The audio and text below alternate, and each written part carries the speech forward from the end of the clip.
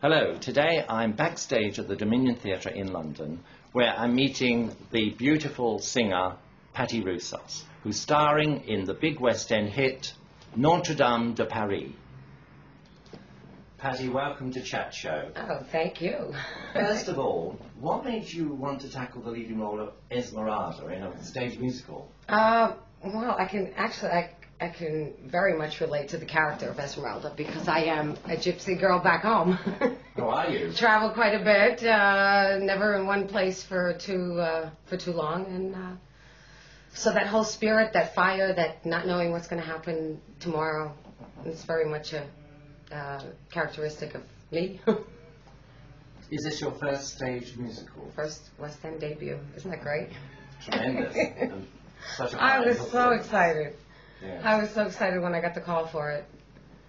And you've toured the world, I mean, and it's been mostly rock and roll, Meatloaf. We know your voice through performing with him. Yes. This is such a contrast, really, isn't it? Because it's a big West End musical, Notre-Dame, with almost operatic range in the singing for you. I mean, you're on stage almost all the time. Wasn't that a huge challenge for you? How do you said about it? Well, I think working with Meatloaf, each number that when we performed together would be mini theatrical performances, mini theatrical productions. So I would say that working with him enabled me to tackle something like this.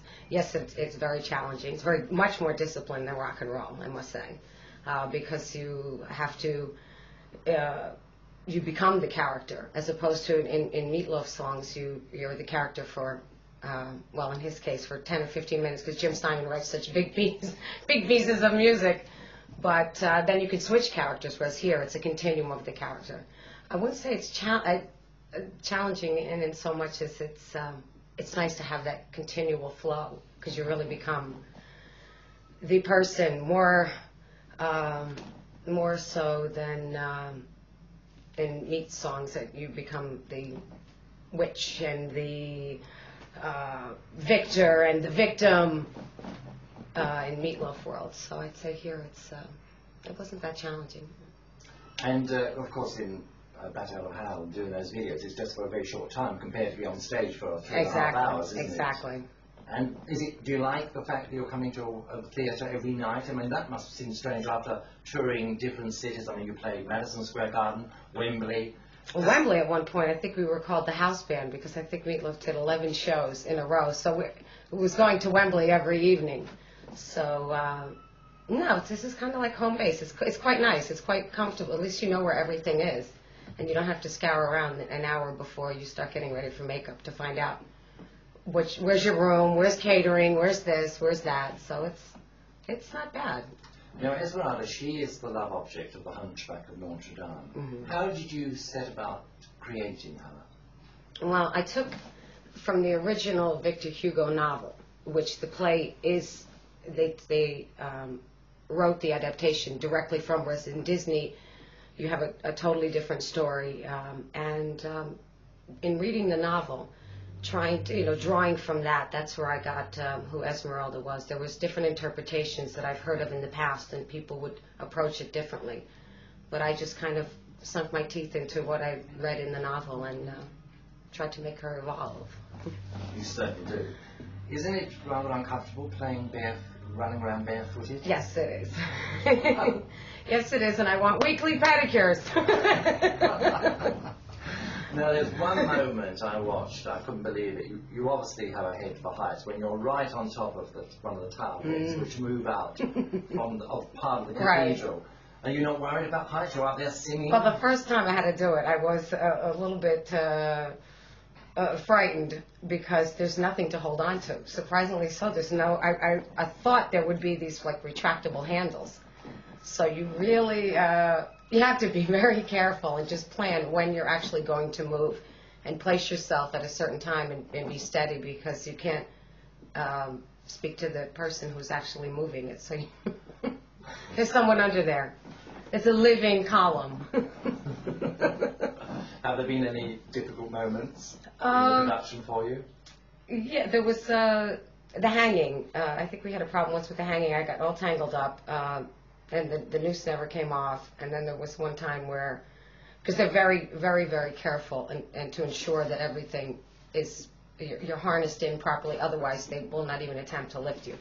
So there was one time that apparently they said no. So I had to, when I realized that I wasn't going up, I had to kind of like slump down and kind of bend my knees a bit, make sure that that I made it look like it was a hanging. So, you know, things happen, and there was one night I slipped a few times on the stage, on a wet stage.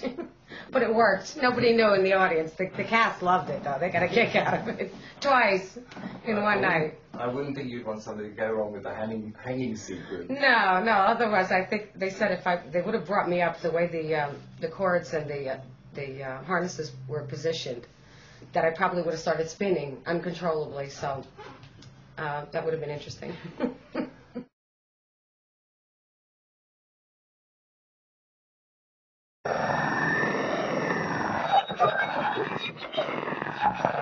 Now, of course, you're best known as the featured singer with Meatloaf, and all the success of the albums, Bad Out of Hell and other songs, and some you wrote yourself with before him.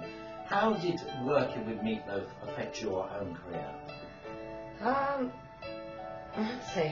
Well, it gave me the opportunity. I noticed with myself is by joining Meatloaf, which incidentally I inserted an ad in the paper.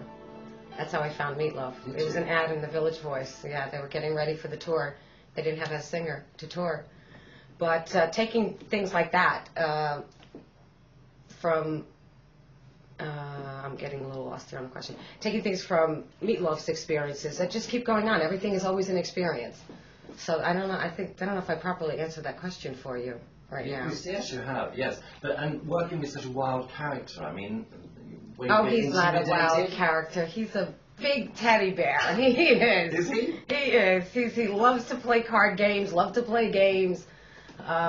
He's just he's a big teddy bear. I mean, the character is the performer you see on stage. You know, Meatloaf out of the, off of the stage is, he's a joker. He's a prankster. Is he? Yes, he is. Sort of lovable giant. Oh, yeah. Gentle giant. Yes. But going back to, so you answered an advert. Were there lots of other girls being auditioned? Did you have The first time, auditions? there wasn't. The first time when I went in, they had it set up so that it didn't appear to be, you all knew what you were there for, but it wasn't crowded.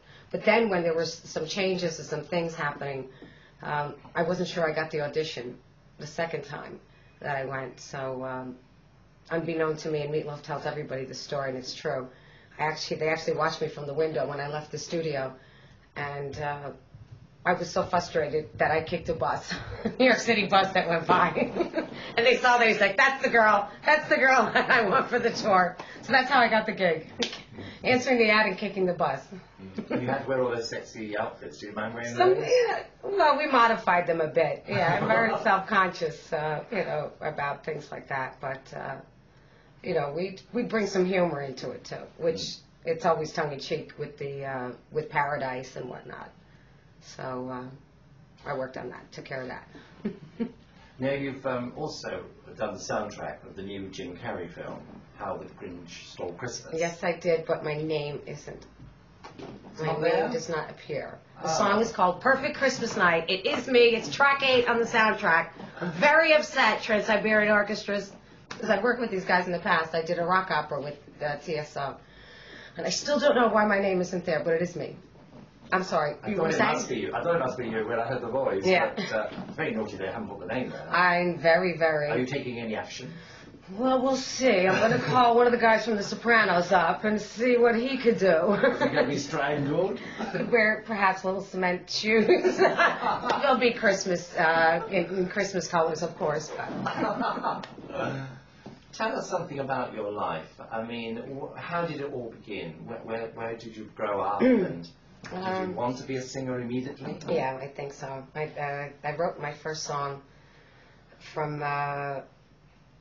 I just nicked this little thing of eyeshadow at a store when I went with my mother. And I wrote a song about that. And from then on, that was it. Just started, listening to the records my mom had at home.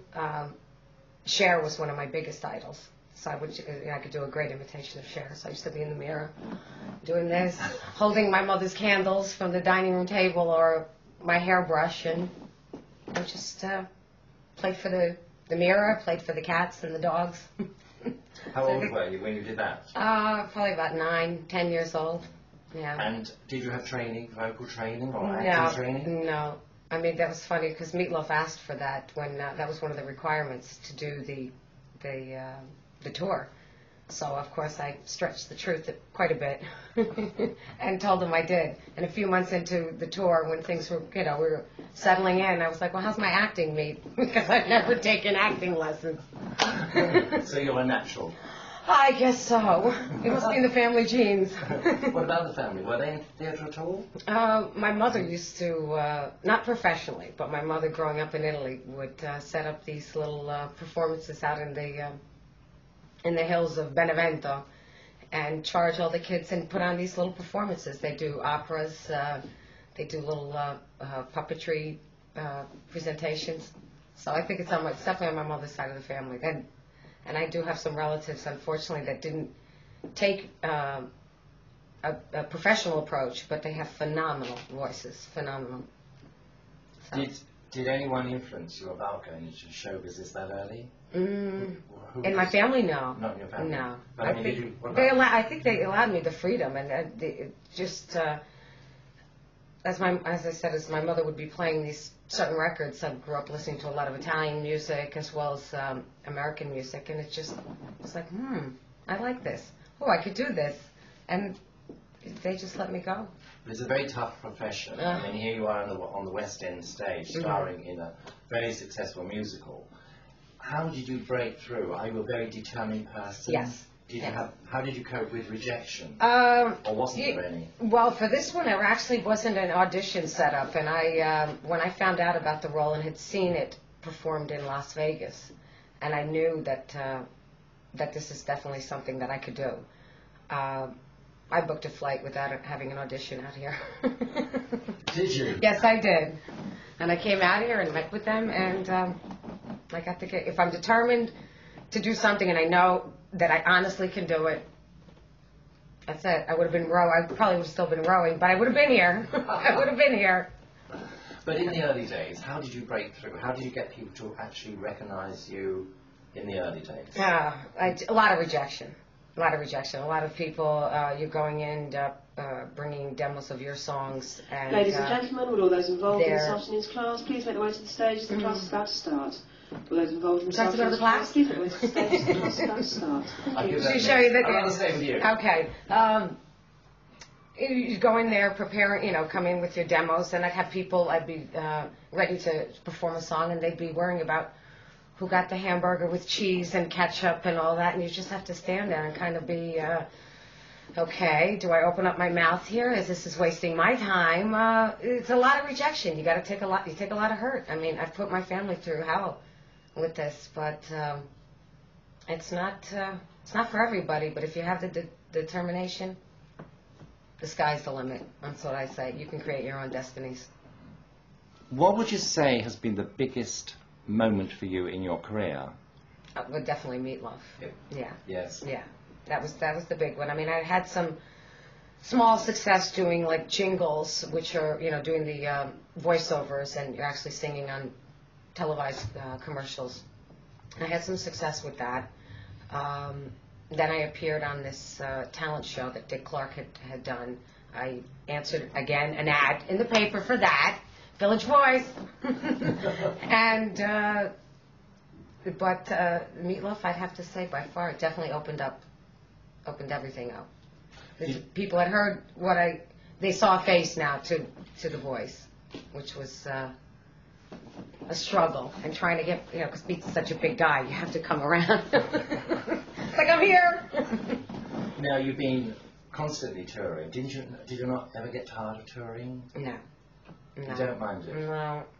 No. But doesn't it affect home life? I mean, where is the home now? New York? Home is in New York, in upstate New York, yeah. Now, home is, I love doing what I'm doing, and I have, a very patient husband, and who allows me to do what I want to do, and my family's very understanding, and, this makes me happy, and when I'm happy, everybody's happy.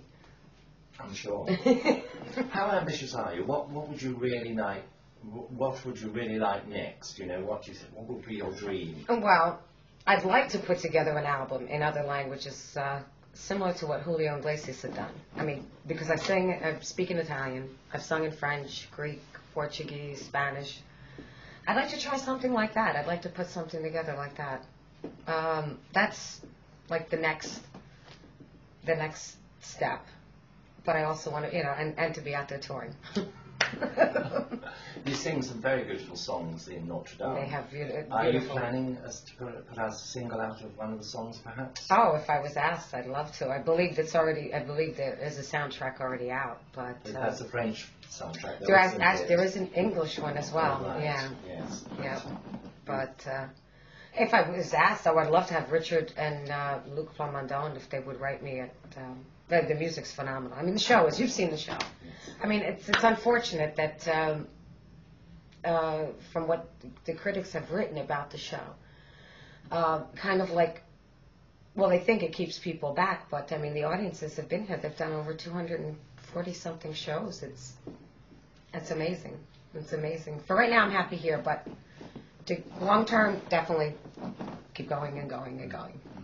Of course, you're going to sing in the Royal Variety performance with members from the Notre-Dame show. Yeah. Which songs? Do you know which songs they will be? We're actually doing I just have to clear my throat, excuse me. We're doing a medley of Bohemienne into Court of the Miracles and then The Age of the Cathedrals, where it'll be the whole cast will come up and perform that. Will this be your first Royal Variety performance? I believe so. I don't think we've done a Prince's Trust in the past with Meatloaf, but this is the first. So you'll and Shirley Bassey will be here. Oh, sight! And you'll be meeting Prince Charles again then, because yes. he's coming this year. Yeah. So perhaps now I can call him by his first name. We're old friends. And what about films? I mean, you are an actress as well, obviously. I mean. Oh well, I'm doing my best. Does that interest you? For the moment, I mean. If an offer came up, I wouldn't say no. Mm. But I think music that's my first love, and I'd be quite content. And your life. Yes, it is. Well, congratulations again. Thank you. On making a marvellous Esmeralda. Thank you, Dave. In Notre-Dame. And long may you reign in the West End of London. Yes! And thank you, Patti, for joining Chat Show. Thank you so much. Hope to see you All again. right, happy holidays. Thank you, bye. Bye-bye. It's goodbye from me. Thank you for joining us. Keep in touch with Chat Show and meet more exciting celebrities very soon.